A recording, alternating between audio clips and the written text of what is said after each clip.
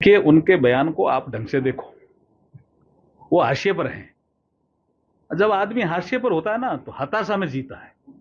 हताशा में जीता है तो न्यूज में बने रहने के लिए आरोप लगाता है। एक आरोप लगाया कि भजनलाल जी ने 1.5 साल में कोई काम नहीं किया। मैं भी अशोक गहलोत साहब को पूछना चाहता हूं कि आप अपना घोषणा पत्र, जिसको मैनिफेस्टो कहते हो आप, जो 5 साल आप पीछे मुख्यमंत्री रहे, उठा लो। 1.5 साल में उस घोषणा पत्र का कितना काम हुआ? हमारे अभी भजनलाल जी का जो घोषणा पत्र, मैं घोषणा पत्र समिति का अध्यक्ष था, मुझे पता है कि उस मैनिफेस्टो को भी उठा लो। जितना 1.5 साल में भजनलाल जी ने काम किया है, क्या उतना अशोक गहलोत जी आपने काम कर दिया था? क्या इतने बिंदुओं को सेटल कर दिया था? क्या नहीं किया? फिर क्या बोलना? नहीं किया तभी तो हटे वो। जनता ने उनको इसलिए तो नकार दिया। लेकिन आज वो पता नहीं क्यों ऐसे आरोप लगा रहे। मुझे लगता है कि बहुत हाशिए पर आ गए हैं अशोक गहलोत साहब कांग्रेस में। आज 26 जून ही है और 50 साल हो गए। ये कालखंड जिसको भी कांग्रेस कहती है कि ये कालखंड ठीक था, ये ठीक कालखंड था। मैं पूछना चाह रहा हूं कांग्रेस के लोगों से, संजय गांधी जी जब बीकानेर आए तो वो किस पद पर थे 1976 में? और क्यों ऐसा ट्रीटमेंट उनके साथ किया गया जैसे प्रधानमंत्री आए हो, ऐसा किया गया? खड़गे साहब तो पता नहीं क्या बोल रहे हैं आजकल।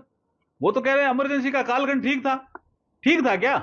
बाद में किसी पत्रकार ने पूछा कि साहब ये क्या कह रहे हो, तब उन्होंने कहा नहीं 77 में तो वो गड़बड़ था, 80 में इंदिरा जी जीत गई थी तो माफी मांग ली थी, तो इस्लाम कालखंड तो गड़बड़ था। क्या भूल चुके हैं साहब? ये कालखंड जो काला अध्याय है, ये यंगर जनरेशन को पता नहीं रहना चाहिए संविधान के साथ क्या छेड़छाड़ की कांग्रेस ने उस समय इमरजेंसी के दौरान। 4 ऐसे पद थे जो जुडिशियल रिव्यू से बाहर कर दिए। 4 कौन से पद?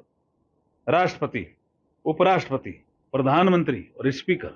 आज वो कहते हैं कि न्यायपालिका के में आप हस्तक्षेप कर रहे हैं, मोदी जी को दोष देते हैं। मोदी जी तो कोई हस्तक्षेप नहीं करते, मैं तो कानून मंत्री के नाते कह रहा हूं।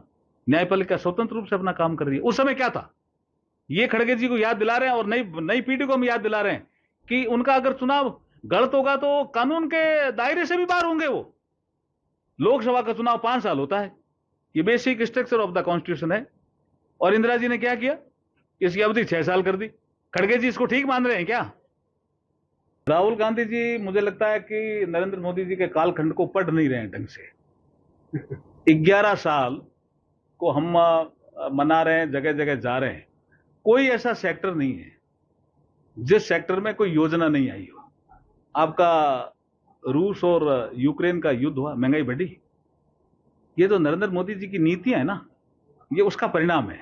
आपका अभी इजराइल और ईरान का युद्ध हुआ, तेल के दाम बढ़े क्या?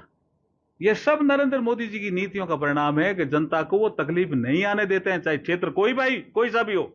उनको तो दिखता ही नहीं है ना कुछ। राहुल गांधी जी को तो करें क्या? दिखता नहीं है ना प्रचार क्या उनको काम होता हुआ दिखता नहीं है।